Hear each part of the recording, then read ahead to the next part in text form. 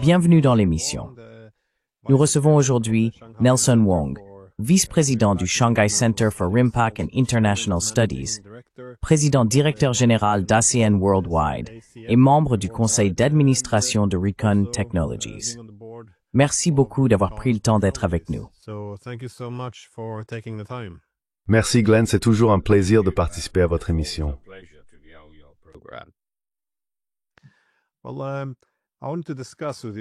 Eh bien, je voulais discuter avec vous de la guerre économique que nous observons actuellement entre la Chine et les États-Unis. Car à mesure que l'économie chinoise continue de se développer à un rythme très impressionnant, il y a toujours eu deux théories concurrentes sur la manière dont cela affecterait les relations avec les États-Unis.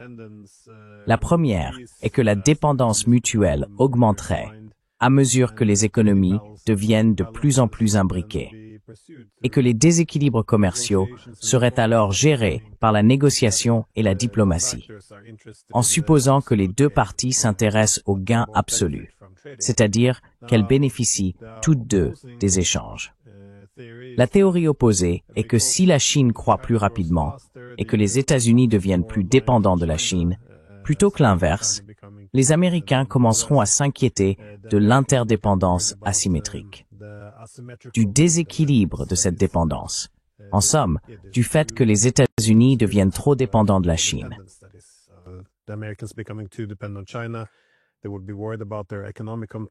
Ils s'inquiéteraient du déclin de leur compétitivité économique, de ne plus pouvoir rivaliser avec la Chine. Et alors ils favoriseraient un découplage plus brutal, voire une guerre commerciale, motivée par cette obsession du gain relatif, je suppose. Je me demandais, quelles sont vos perspectives à ce sujet? Est-ce selon vous la cause de la guerre économique, en ce qui concerne la manière dont les États-Unis agissent? Parce qu'on pourrait s'attendre, face aux déséquilibres commerciaux, à des négociations et à de la diplomatie, mais on n'en voit pas beaucoup. Ce ne sont que des menaces, des ultimatums, de l'intimidation. Comment interprétez-vous cela?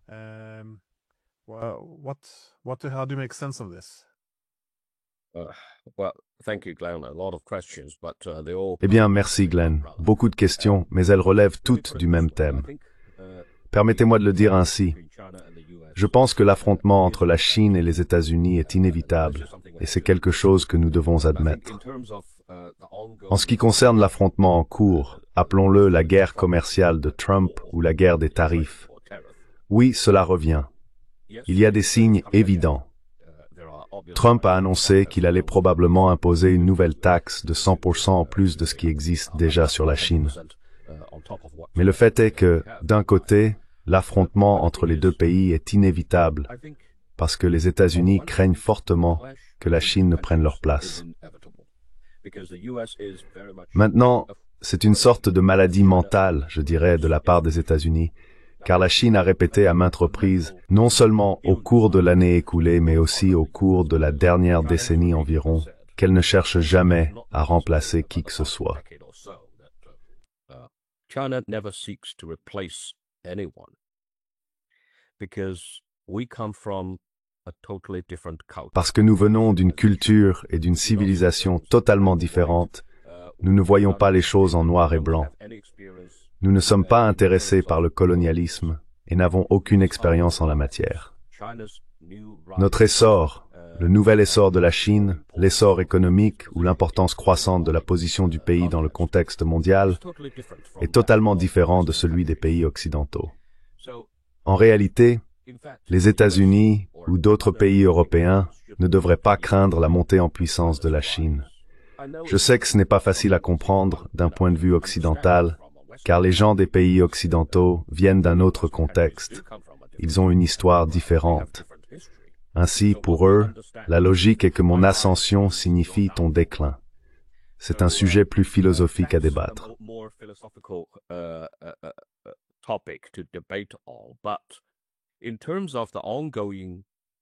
Mais en ce qui concerne la guerre en cours, je pense que la Chine, comme je l'ai écrit dans l'un de mes récents articles, a eu 10 ans pour se préparer à ce jour. Donc, quand les gens disent « Eh bien, la Chine semble plus calme, plus résolue, plus déterminée à faire face aux tarifs des États-Unis », Oui, c'est vrai.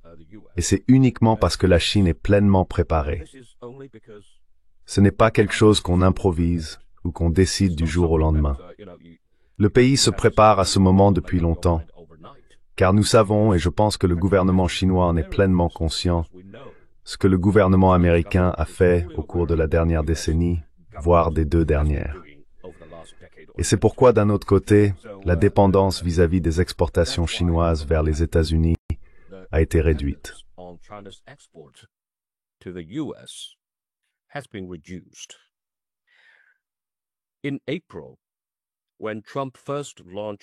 En avril, lorsque Trump a lancé sa guerre tarifaire, les exportations de la Chine vers les États-Unis représentaient déjà environ 15% du total des exportations chinoises. Mais à l'heure où nous parlons, elles sont déjà passées en dessous de 10%. Je ne connais pas le chiffre exact, mais je pense qu'il se situe autour de 8%. Cela signifie donc qu'un découplage complet n'affecterait pas l'économie chinoise dans son ensemble. Ce ne serait pas la fin du monde. Mais ce n'est pas ce que la Chine recherche. C'est une question de préparation qu'un pays de l'envergure de la Chine doit avoir. Et cela montre que la gouvernance du pays devient plus sophistiquée.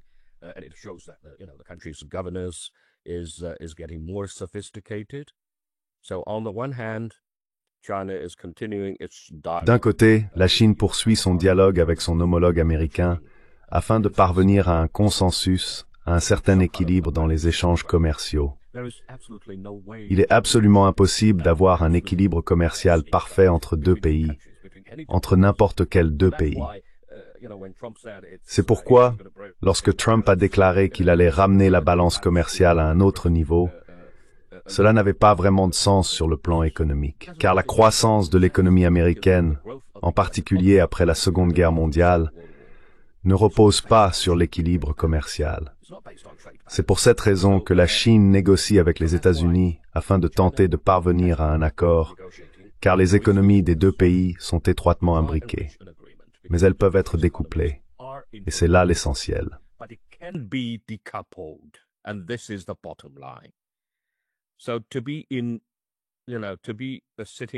Donc, pour être assis sur une base solide et rester calme et confiant à la table des négociations, il faut être bien préparé. Et c'est pourquoi je pense, Trump devrait le savoir aussi, puisqu'il est homme d'affaires, non?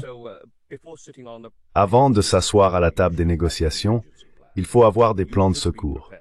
Il faut être prêt au pire scénario. Il ne s'agit pas de moi en train de te bluffer ou toi en train de me bluffer. Non. Ce que la Chine a démontré au cours du dernier semestre, je dirais, est assez impressionnant. Cela montre que le pays est bien préparé et confiant dans la gestion de ses relations avec les États-Unis. Ce n'est pas que la Chine cherche à entrer en conflit avec les États-Unis. Voilà, c'est mon résumé général.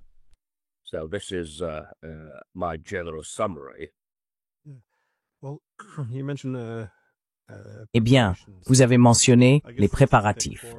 J'imagine que ça peut prendre la forme d'une recherche d'une plus grande autonomie stratégique ou d'une diversification des partenariats, ainsi que des chaînes d'approvisionnement, de l'accès aux ressources et des technologies. Oui, les corridors commerciaux physiques, les banques, les monnaies, en somme, toute l'activité économique. Mais quelles sont les principales mesures que les États-Unis ont prises contre la Chine dans ces domaines?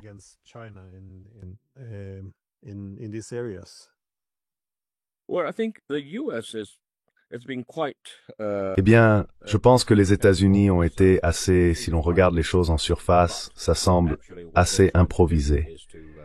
Mais en réalité, ce qu'ils essaient de faire, c'est de sauver l'économie américaine, de la remettre sur les rails. Elle n'est pas en bon état. Et soyons honnêtes, elle n'est pas en bon état. Ils essayent donc de réduire la dépendance du pays aux importations pour tout. Mais c'est ainsi que les États-Unis ont connu leur croissance au cours des, disons, 80 dernières années, voire plus. Et vous voulez que toute la production manufacturière revienne aux États-Unis. Je ne dirais pas que c'est impossible. Tout est possible. Mais cela prend du temps. Cela ne se fera pas du jour au lendemain. Cela prend du temps. Mais alors, que va-t-il se passer entre-temps? Vous voulez donc rapatrier la production manufacturière dans votre propre pays.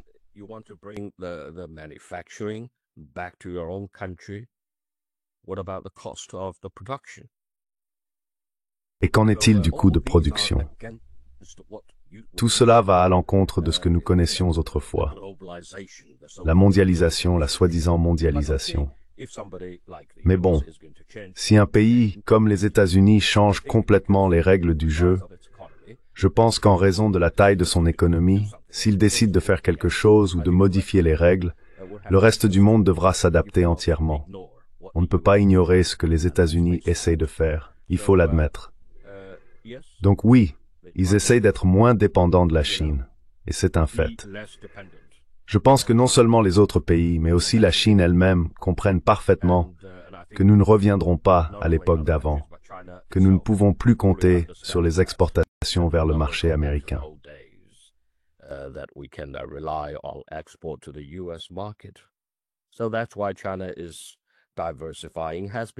C'est pourquoi la Chine diversifie et a déjà commencé à diversifier ses marchés. C'est pour cette raison que lorsque j'ai dit que la dépendance des exportations vers les États-Unis avait été réduite à moins de 10% aujourd'hui, cela signifie que le pays a pris des mesures très efficaces. Ainsi, en ce qui concerne les États-Unis, qui continuent de tenter de faire pression sur la Chine, d'un côté, ils veulent vendre leurs fèves à la Chine. Leurs agriculteurs se plaignent. J'ai lu dans les journaux que les agriculteurs américains viennent d'envoyer une nouvelle longue lettre de plainte ou d'appel au gouvernement américain à la Maison-Blanche pour demander à la Maison-Blanche de trouver un moyen de les aider. Parce que si la Chine cesse d'acheter, à qui vont-ils vendre?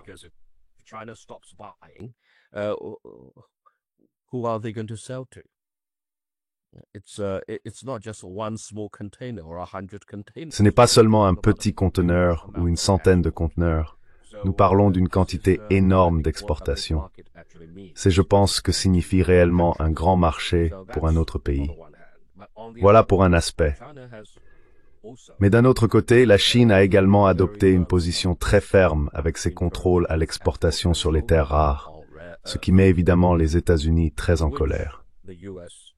Cela montre en réalité qu'il s'agit d'une démarche très calculée de la part de la Chine, car elle comprend parfaitement ce dont les États-Unis ont réellement besoin. C'est donc un bon atout de négociation que le gouvernement chinois possède pour tenter de faire pression sur les États-Unis, ou du moins calmer la Maison-Blanche.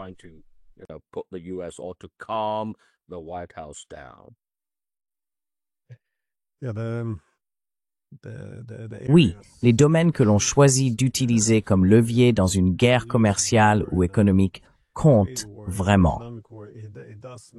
C'est l'une des choses qui m'ont un peu frustré ici en Europe, parce que lorsqu'ils ont voulu s'en prendre à l'économie russe, ils ont dit « Oh, sanctionnons l'énergie ».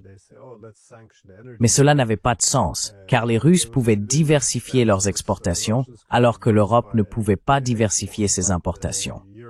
Cela a donc fini, très prévisiblement, par nuire davantage à l'Europe. Mais quand on a vu les Russes riposter, ils ont visé des industries stratégiques, des domaines où ils savaient qu'ils avaient la capacité de se renforcer.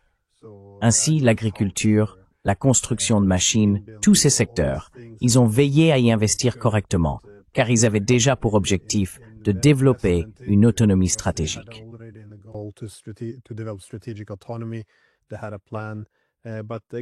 Ils avaient un plan.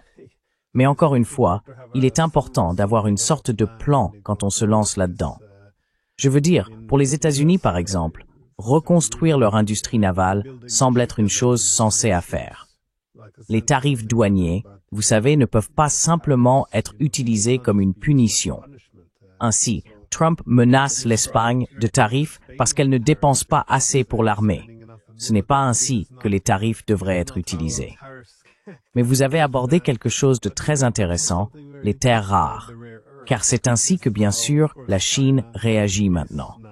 Et il y a en ce moment une certaine indignation aux États-Unis.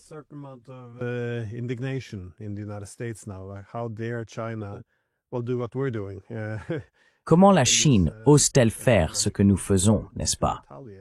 Oui, utiliser des outils économiques pour riposter. Mais les terres rares, eh bien, on peut tous dire que la Chine se débarrasse des bons du Trésor américain. Mais cela pourrait aussi être, je ne sais pas si c'est parce qu'ils craignent la saisie ou le vol des avoirs russes. Mais pour ce qui est des terres rares, à quel point est-ce important? Parce qu'elles jouent un rôle clé à la fois dans le développement militaire et dans la production industrielle. Et la Chine a presque une position dominante, un monopole, n'est-ce pas, en matière d'extraction et de raffinage. Quelle est l'importance de cela? Parce qu'il semble que Trump aurait dû le prévoir, mais pour une raison quelconque.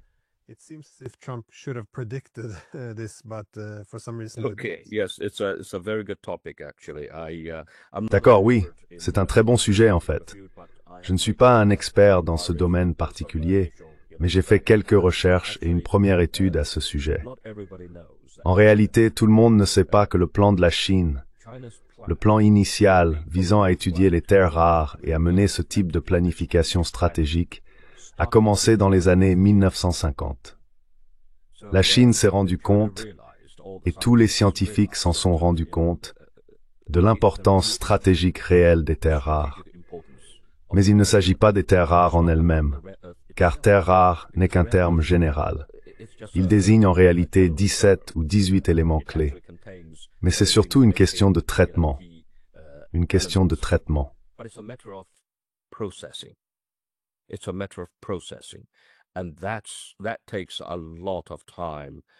Et cela demande beaucoup de temps à développer sur le plan technologique. La Chine maîtrise donc en réalité toute la technologie d'extraction et de traitement des terres rares. Le produit transformé est utilisé dans presque toutes les industries sensibles et importantes, non seulement dans les armes, l'armement, l'exploration spatiale, les missiles et les armes lourdes, mais aussi dans les puces électroniques. L'application des terres rares est aujourd'hui si vaste que si vous n'en disposez pas, excusez-moi, si vous n'avez pas cette capacité, cela sera préjudiciable. Ce sera préjudiciable. Ainsi, à l'heure actuelle, la Chine contrôle, oui, une part dominante, en réalité, environ 80 à 90% des terres rares traitées.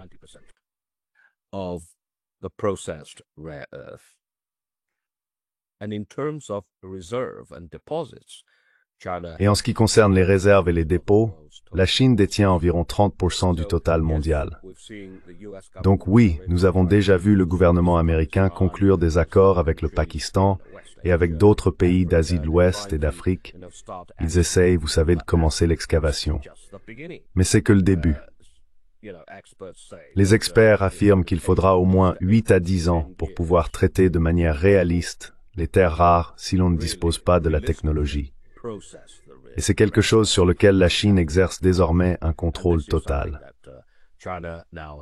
Et bien sûr, nous voyons de nouvelles réglementations du gouvernement chinois interdisant l'exportation de la technologie et également du produit. L'exportation du produit est désormais entièrement contrôlée.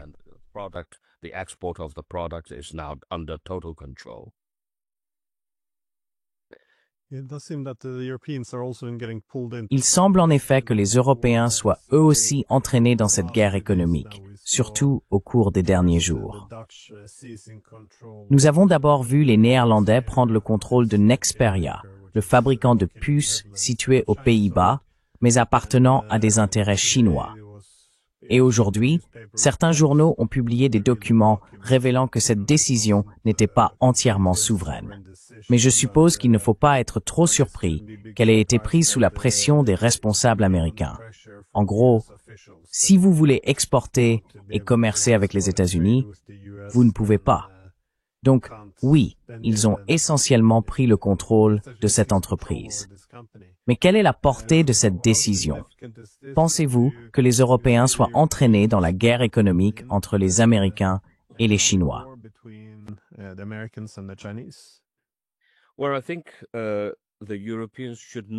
Eh bien, je pense que les Européens ne devraient pas se laisser entraîner dans une guerre commerciale entre les États-Unis et la Chine. Nous parlons d'autonomie européenne depuis des années en réalité. Et cette fois, je crois que l'Europe a vraiment pris conscience qu'elle ne devrait plus dépendre des États-Unis, non seulement en matière de défense, mais aussi de politique étrangère. Ainsi, en ce qui concerne les relations commerciales avec la Chine, je pense qu'il existe de nombreuses raisons pour que la Chine et l'Europe continuent d'être de bons partenaires commerciaux, car nos deux parties n'ont pas vraiment de grands conflits géopolitiques. Donc, pour revenir à la guerre commerciale entre la Chine et les États-Unis, je ne pense pas que cela va exploser au final, car cela n'a tout simplement pas de sens.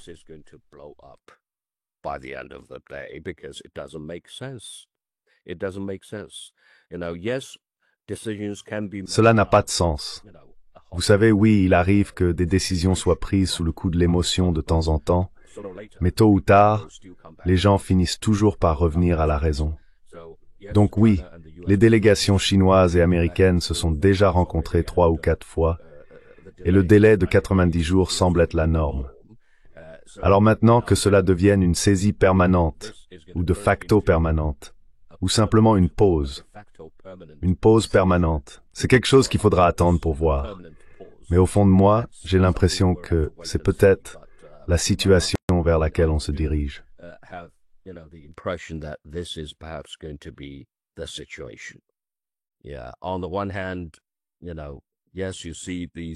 D'un côté, oui, on voit ces deux pays s'affronter ouvertement, mais une rupture totale n'a pas de sens. Il faut revenir à la logique.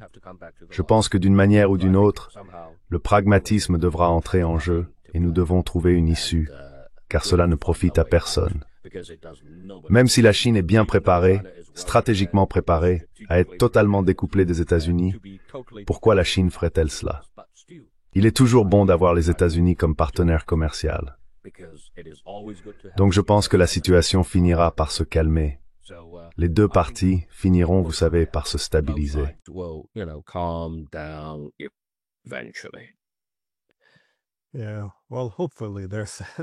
Oui, eh bien, j'espère qu'il n'y a pas beaucoup d'automutilation en ce moment. Je pense qu'une partie de la cause vient du passage à un système multipolaire, car à mesure que le monde devient plus multipolaire, les Européens reconnaissent qu'ils ne sont plus le centre du monde. Et les Américains, eux, disposent de relativement peu de ressources et ont des priorités très différentes, donc ils veulent se tourner davantage vers l'Asie, par exemple. L'inquiétude en Europe, c'est que les relations avec les États-Unis pourraient se fragiliser, puisque les États-Unis se préparent à accorder moins de priorité à l'Europe, ce que l'Europe dit d'ailleurs très ouvertement.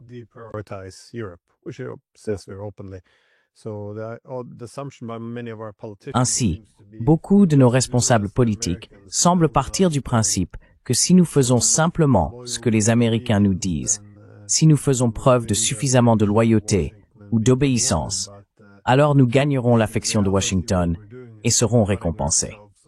Mais en réalité, ce que nous faisons, c'est nous couper d'importants partenaires commerciaux comme la Chine. Et ce faisant, nous devenons excessivement dépendants des États-Unis. Dans cette relation, où les États-Unis disposent de plus d'options et détiennent toutes les cartes, ils peuvent exiger n'importe quoi des Européens. Nous finissons donc par être traités encore plus mal à mesure que nous nous éloignons des autres centres de pouvoir.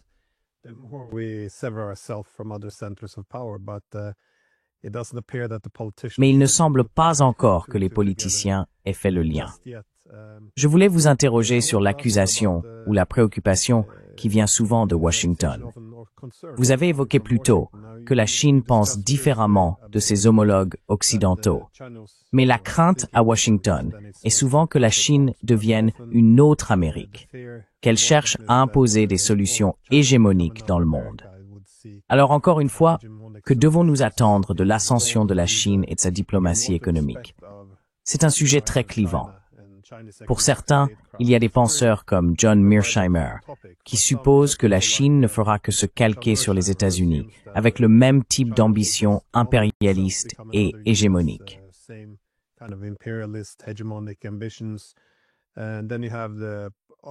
Et puis, il y a le point de vue opposé, souvent représenté par des personnes comme Jeffrey Sachs, qui soutient que la Chine est fondamentalement un acteur très différent de l'Occident. On peut observer, par exemple, l'expérience occidentale à partir du XVIe siècle. Nous avons créé nos empires commerciaux portuaires de manière délibérée en écartant d'autres alternatives afin d'assurer un rôle plus hégémonique et dominant. Cela s'est ensuite transformé en colonialisme et en empire. Même aujourd'hui, nous voyons les États-Unis chercher à dominer les corridors maritimes et les points d'étranglement. C'est donc en quelque sorte le même modèle de domination et d'hégémonie. Je me demandais cependant ce que vous en pensiez. Que devons-nous attendre? Non pas d'un hégémon chinois, mais de la Chine, à mesure qu'elle devient de plus en plus prospère et qu'elle assume un rôle de plus en plus important dans ces domaines économiques clés.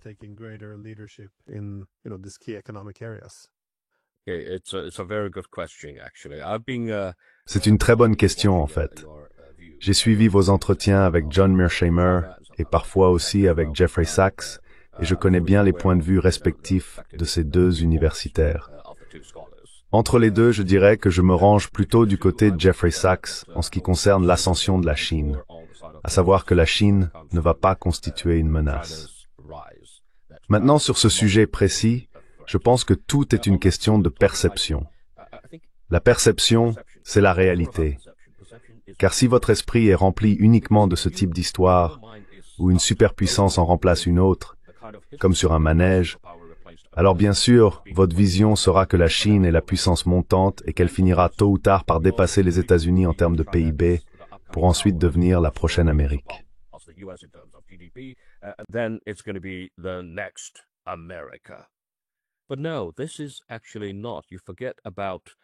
Mais non, ce n'est en réalité pas le cas. Vous oubliez la diversité historique et culturelle du monde entier. Depuis les 500 dernières années, le monde a été dominé par la culture occidentale.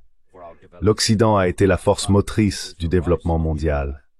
Mais avec la montée de la Chine, nos racines sont totalement différentes. Ce en quoi nous croyons est totalement différent de ce que croit l'Occident, vous savez. Je cite souvent un vieux dicton chinois que j'aime beaucoup, attribué à Confucius. Un vrai gentleman cherche à s'entendre avec les autres, même s'il n'est pas forcément d'accord avec eux. C'est quelque chose de profondément ancré dans l'esprit des Asiatiques, sinon des seuls Chinois. Nous n'aimons pas les idées ou les expressions du type « tu es avec moi ou contre moi ».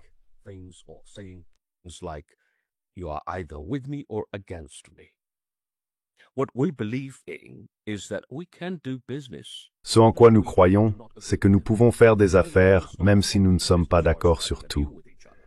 Cela ne nous empêche pas de collaborer ou de conclure un accord ensemble. Ainsi, lorsque vous comprenez qu'il existe une telle différence de culture, vous comprenez aussi pourquoi la Chine ne cesse de dire qu'elle ne veut pas et ne voudra pas devenir un autre États-Unis. Il y a une autre conviction que nous partageons. Si vous n'aimez pas la façon dont on vous traite, alors ne traitez pas les autres de la même manière. Cela fait partie de notre culture. C'est pourquoi nous utilisons sans cesse des idiomes et des proverbes. C'est dans le sang. C'est ce en quoi nous croyons. Et ce n'est pas seulement compétition. Compétition, compétition. Ma victoire doit être ta défaite. Ce n'est pas comme le marché boursier. C'est bien plus complexe que cela.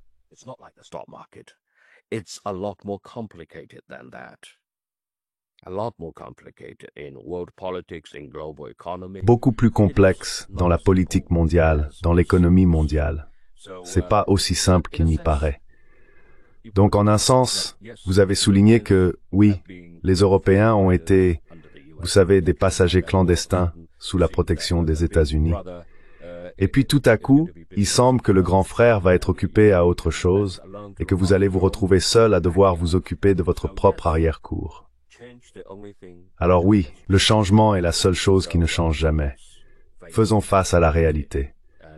Personnellement, je pense que l'Europe va être et restera une force importante, à la fois politiquement et économiquement à l'échelle mondiale, en plus d'être la meilleure destination pour le tourisme mondial, n'est-ce pas?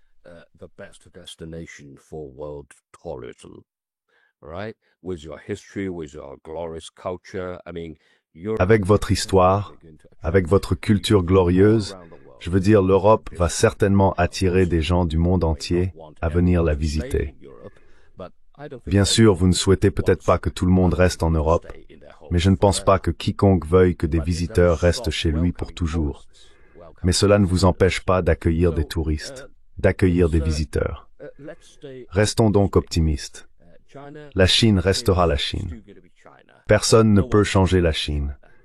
Lorsque les États-Unis ont commencé à établir des relations diplomatiques avec la Chine pour contenir, disons, l'Union soviétique à la fin des années 1970, oui, la politique d'engagement en réalité était adoptée dans l'espoir de changer la Chine.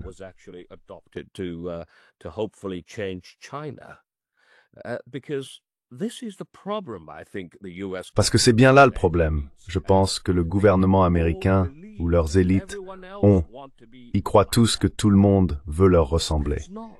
Mais ce n'est pas le cas. Ce n'est pas le cas.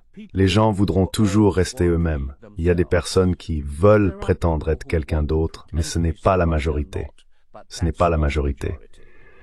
Donc, les Chinois resteront toujours des Chinois. On ne peut pas changer cela. Les Chinois ne veulent pas se mal avec les Américains. Et de tout ce fait pour rester tant que je peux tenir pour acquis que la Chine voudrait venir en USA. Non.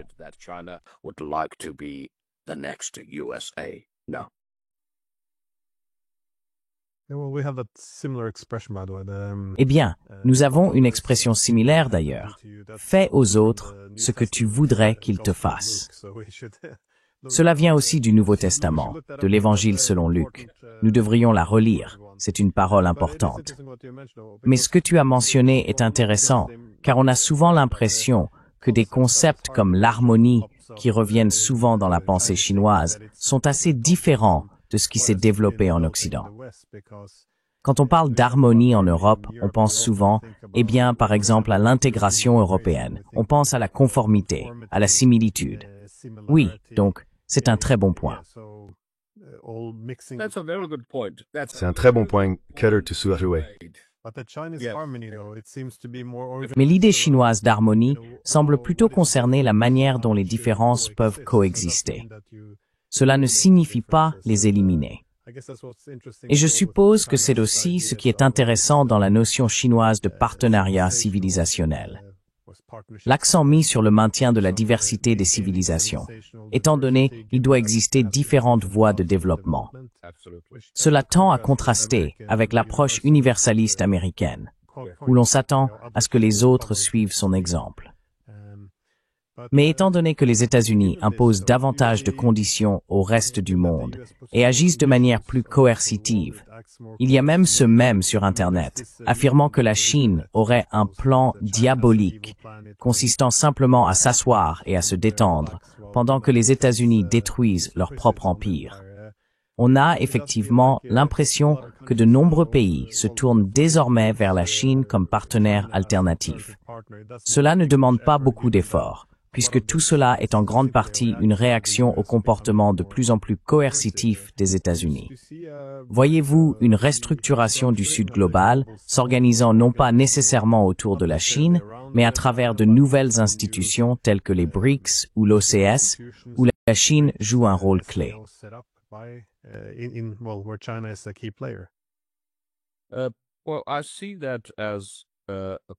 Eh bien, je vois cela comme le résultat du développement historique naturel de l'humanité.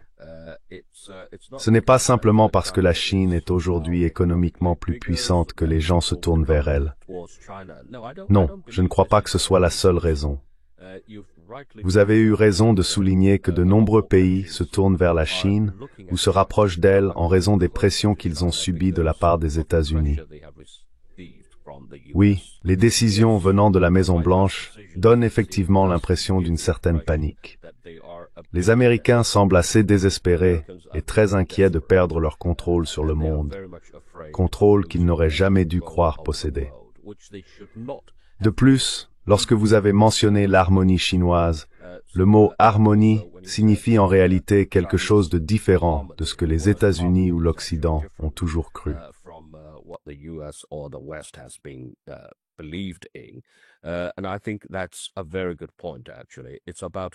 je pense que c'est un très bon point en réalité. Il s'agit de coexistence.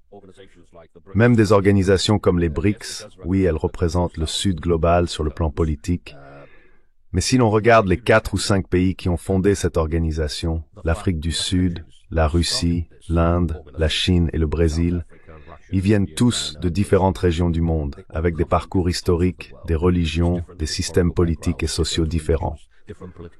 Alors, pourquoi ces 5 pays se sont-ils réunis? Et maintenant, les BRICS ont attiré beaucoup d'autres pays à les rejoindre. Pourquoi cela? Je dis toujours à mes amis occidentaux qu'il faut y réfléchir, se demander pourquoi cela se produit.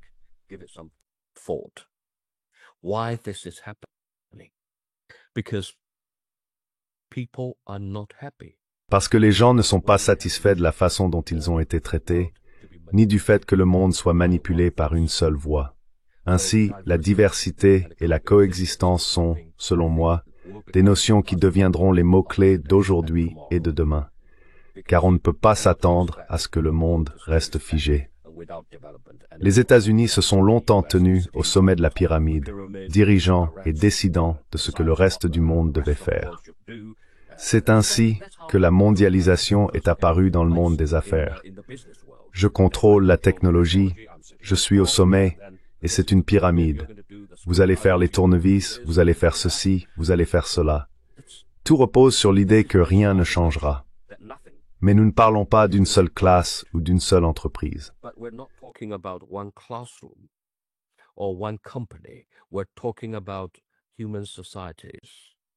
Nous parlons de sociétés humaines, et chaque pays a le droit de se rendre grand ou de redevenir grand. C'est pourquoi il ne s'agit pas seulement de concurrence, mais aussi de coopération. C'est à la fois coopération et concurrence. Donc, je pense que oui, des organisations comme les BRICS gagnent en visibilité. De plus en plus de gens se rendent compte que les pays du Sud global ne doivent pas être négligés. Et oui, il existe des chiffres montrant que l'économie des BRICS, en termes de taille, est déjà plus importante que celle du G7. Mais ce n'est pas cela, à lui seul, qui compte. Ce qui importe, c'est le potentiel, la trajectoire, la tendance vers laquelle le monde évolue. Et si vous ne saisissez pas cette tendance, vous allez vous retrouver du mauvais côté de l'histoire. Et ce sera regrettable.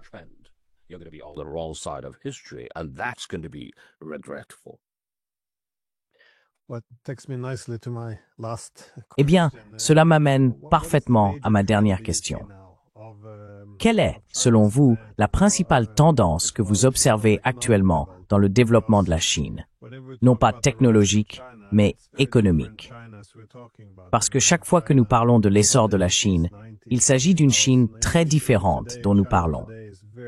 Je veux dire la Chine des années 1980, 1990, 2000, et même celle d'aujourd'hui. La Chine d'aujourd'hui est très différente de celle d'il y a 10 ans, en termes de modèle économique, de priorités et de défis. Alors selon vous, quelle serait une bonne manière d'appréhender la tendance actuelle? Vers où se dirige l'économie chinoise? S'agit-il principalement de diversifier ses partenaires commerciaux, de la robotique? Autrement dit, que devrions-nous observer?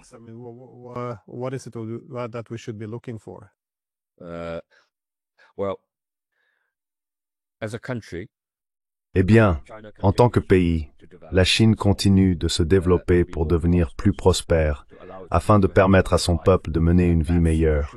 C'est certain. C'est la vision et c'est l'objectif. Mais vous avez eu raison de souligner que la Chine d'aujourd'hui est différente de celle d'il y a 10 ans. Oui, tous les 10 ans, il y a un grand changement, car la Chine d'aujourd'hui ne se contente plus d'être l'usine du monde. Ce n'est plus le cas. La Chine cherche à devenir un leader ou un partenaire de premier plan dans la science et le développement, car la future compétition entre grandes puissances se jouera dans la science et la technologie. C'est ce qui, en principe, fait avancer l'économie d'un pays. Il y a donc l'intelligence artificielle qu'on ne peut pas ignorer.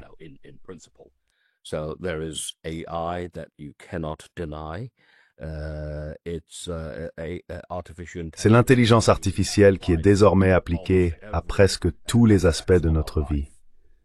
C'est ainsi que la Chine ne cesse de se réinventer. Elle se réinvente sans arrêt. Elle n'est jamais satisfaite d'être étiquetée comme quelque chose de figé, le plus grand fabricant ou le plus grand constructeur naval, n'est-ce pas?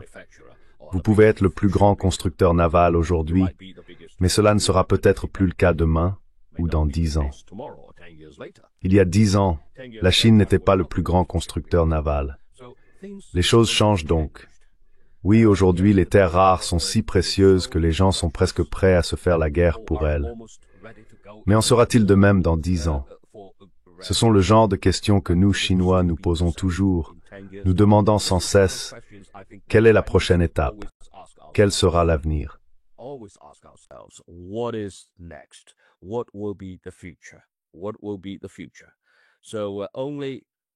Quel sera l'avenir?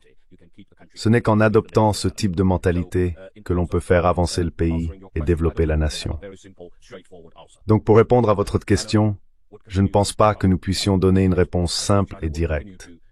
La Chine continuera à s'efforcer d'être un leader économique mondial, mais non pas en manipulant les autres, plutôt en collaborant avec eux. Je pense que la situation idéale serait que la Chine soit un pays en constante réinvention. Voilà la vision. Nous ne voulons pas être un monopole en tout.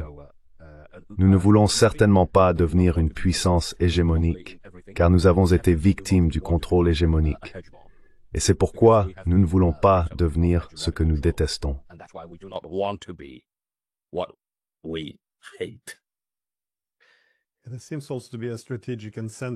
Et il semble aussi qu'il y ait une incitation stratégique à l'éviter. Eh bien, compte tenu des réalités des autres puissances entourant le système. Par exemple, la Russie aujourd'hui, qui est devenue, je pense, le partenaire le plus important de la Chine. Elle est très enthousiaste à l'égard du leadership chinois dans un monde multipolaire qui la pousse en avant. Mais oui, elle lui tournerait probablement le dos si elle sentait qu'il y avait des velléités hégémoniques.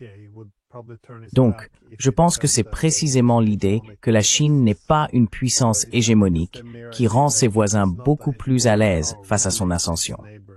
Ainsi, au lieu de s'unir pour contrebalancer la Chine, on les voit encourager son essor.